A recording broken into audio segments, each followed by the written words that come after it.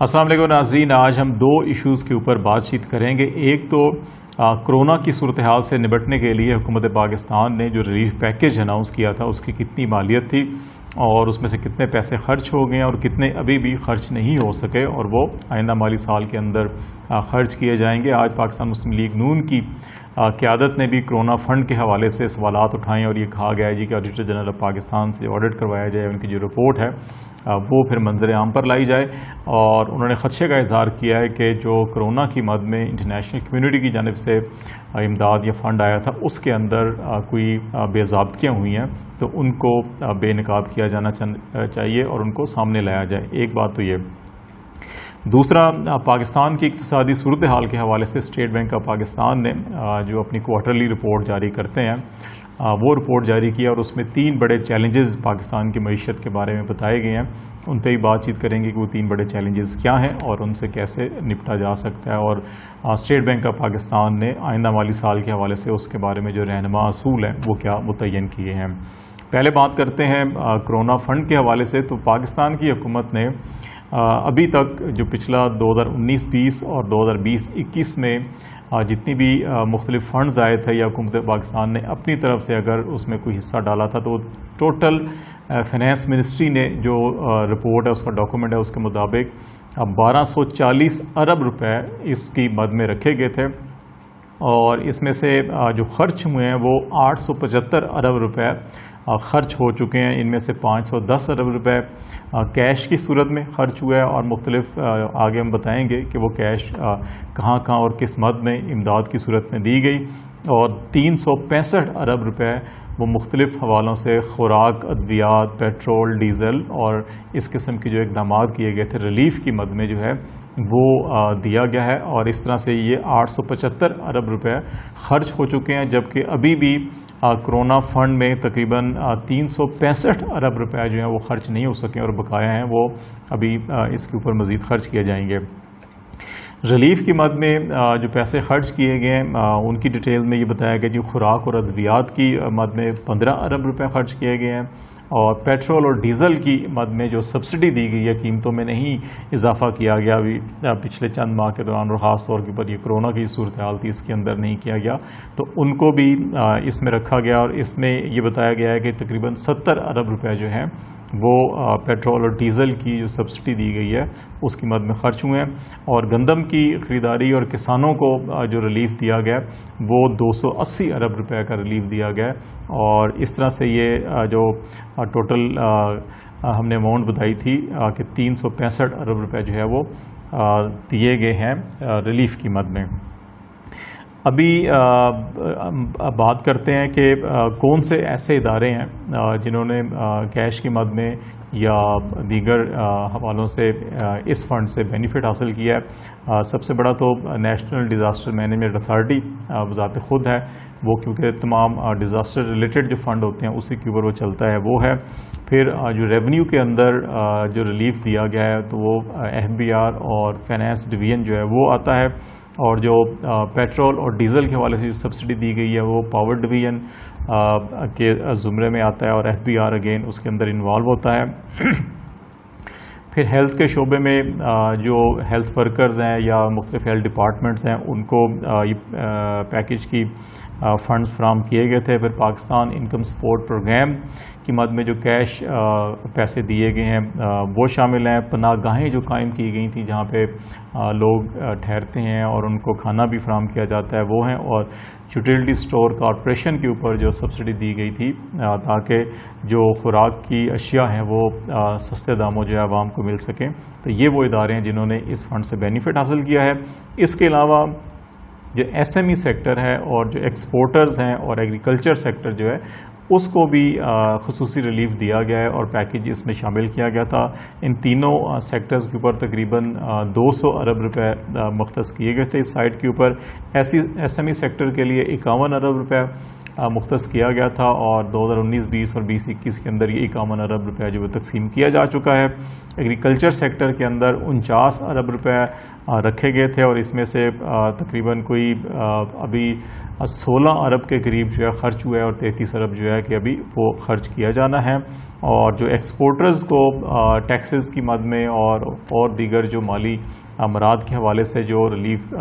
اس package میں دیا گیا تھا وہ تقریباً 100 ارب روپے کا تھا، اور اس میں سے 86 ارب روپے جو ہے وہ ریلیف دیا جا چکا ہے، اور 14 ارب جو ہے مزید ریلیف دیا جانا ہے۔ 2019-20 میں اس جو کرونا ریلیف فنڈ ہے، یہ جو پیکیج ہے 1240 ارب روپے کا، اس میں سے 365 ارب روپے جو ہے 2019-20 میں خرچ ہوئے تھے، اور 2021 میں 175 ارب روپے خرچ ہوئے ہیں۔ تو یہ وہ ڈیٹیل ہیں جو فائنانس منسٹری کے ڈاکومنٹ سے ہمارے سامنے آئی ہیں، اور ہم نے کہا یہ شیئر کر دیں۔ پاکستان مسلم لیگ نون کا جو مطالبہ ہے، یقیناً ٹرانسپیرنسی ہونی چاہیے، تمام تر جتنے بھی انٹرنیشنل ڈونرز فنڈ فراہم کرتے ہیں، یا ایون پاکستان کے اپنے جو اکاؤنٹس ہیں، یا ڈیولپمنٹ بجٹ ہوتا ہے، یا باقی معاملات ہیں، ان کے اندر بھی شفافیت اور اکاؤنٹیبلٹی ہونی چاہیے، اور اس سلسلے میں اگر کوئی اعتراضات ہیں تو حکومت کو بلا خوف و خطر جو ہے کہ اس کی تمام ڈیٹیل سامنے لانی چاہیے۔ اب بات کرتے ہیں اسٹیٹ بینک آف پاکستان کی جو اکنامک رپورٹ ہے پاکستان کے حوالے سے، اس کے اوپر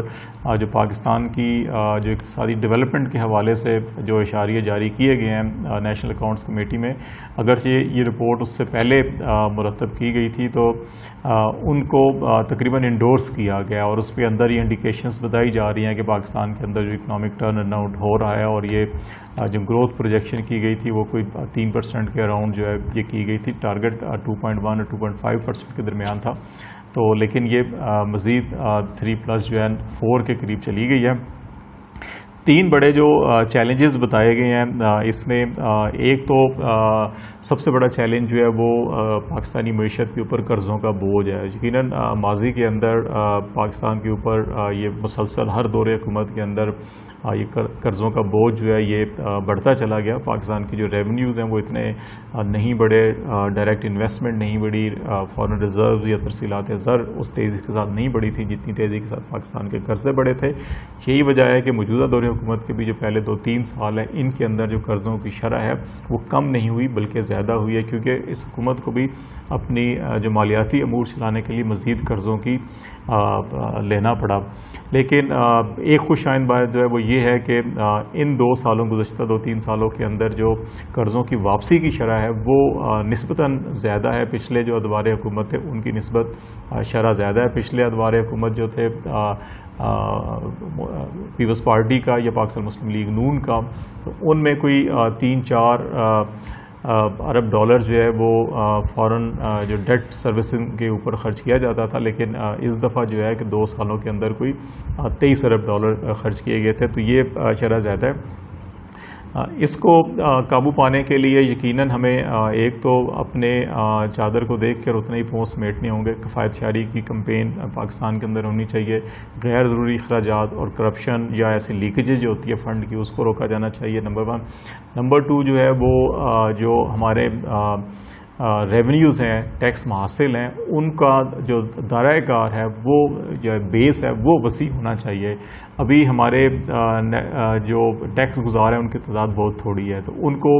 زیادہ ہونا چاہیے، ان کے اندر نئے سیکٹرز ہونے چاہیے، ٹیکسوں کی شرح بے شک کم ہو لیکن سیکٹر زیادہ سے زیادہ اس کے اندر شامل ہو جانے چاہیے۔ اس سے جو ہے کہ عام آدمی کے اوپر اور جو بزنس کمیونٹی ہے ان کے اوپر بوجھ کم سے کم ٹیکسوں کا ہوتا ہے، لیکن حکومت کو ٹیکس وصولی کی جو شرح ہے وہ بڑھ جاتی ہے، تو اس سے ہم جو بیرونی قرضے ہیں ان سے جان چھڑائی جا سکتی ہے۔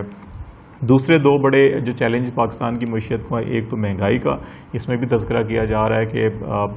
8.5 سے 9% جو ہے رواں مالی سال کے دوران مہنگائی کی شرح رہے گی، اور تاہم یہ امید ظاہر کی جا رہی ہے کہ جو اسٹیٹ بینک کا پالیسی ریٹ ہے یا جو باقی گورنمنٹ جو انیشیٹو لے رہی ہے اور جو اکنامک انڈیکیٹر بہتر ہو رہے ہیں اس کے نتیجے میں بھی یہ امید کی جا رہی ہے کہ جو اگلا مالی سال ہوگا 2021-22 اور اس سے آگے والا، اس میں مہنگائی کی شرح میں ایک نمایاں کمی ہوگی، اور اس کے اندر بھی اگین جہاں پہ فیڈرل گورنمنٹ کو کچھ انیشیٹوز لینے ہوتے ہیں، جہاں پہ کچھ چیزیں تو ہماری امپورٹس کے اوپر ڈیپینڈ کرتی ہیں، اگر انٹرنیشنل مارکیٹ میں ان کی پرائسز زیادہ ہیں تو یہاں بھی یہ فیکٹر آتا ہے۔ پالیسی ریٹ جو مستقل کافی عرصے سے جو ہے بدستور 7% کے اوپر ہے، اس کو نہیں چھیڑا جا رہا تاکہ مارکیٹ کے اوپر اس کا امپیکٹ نہ ہو۔ ڈالر ایکسچینج ریٹ بھی قدر مستحکم ہے. زیادہ جو کام کرنے کی ضرورت ہے وہ ڈسٹرکٹ لیول کے اوپر جو ضلعی انتظامیہ ہے اس کو فعال بنانے کی ضرورت ہے, تاکہ جو سپلائی چین ہے اشیاء خورد و نوش کی یا باقی چیزوں کی وہ نہ ٹوٹے اور بر وقت چیزیں فراہم ہوں, نمبر 1. اور نمبر 2, ذخیرہ اندوزی کا کسی نہ کسی طور کے اوپر خاتمہ کیا جائے, اس سے جو ہے کہ مصنوعی مہنگائی میں اضافہ ہوتا ہے. اور تیسری بات جو چیلنجز اس معیشت کا ذکر کیا گیا وہ تجارتی خسارہ ہے جو بڑا ہے. ہماری ایکسپورٹس یقیناً ریکارڈ سطح کے اوپر گئی ہیں, لیکن امپورٹس بھی اسی تیزی کے ساتھ بلکہ اس سے زیادہ تیزی کے ساتھ اضافہ ہوا ہے, جو تو اس کے اوپر بھی اسٹیٹ بینک نے تشویش کا اظہار کیا اور یہ دیکھا ہے کہ پاکستان کے اندر اگر آپ لوکل مینوفیکچرنگ جو انڈسٹریز ہیں ان کو مواقع فراہم کرتے ہیں اور عوام بھی پاکستان کی جو ہے کہ وہ امپورٹڈ اشیاء کی بجائے جو ہے لوکل پروڈکشن کو ترجیح دیں اور لوکل پروڈکشن بھی اپنی کوالٹی جو ہے کہ وہ بین الاقوامی معیار کی بنائے, تو پھر اس مسئلے سے بھی نپٹا جا سکتا ہے. کیونکہ جتنا بھی ٹریڈ ڈیفیسٹ بڑھتا ہے اس سے جو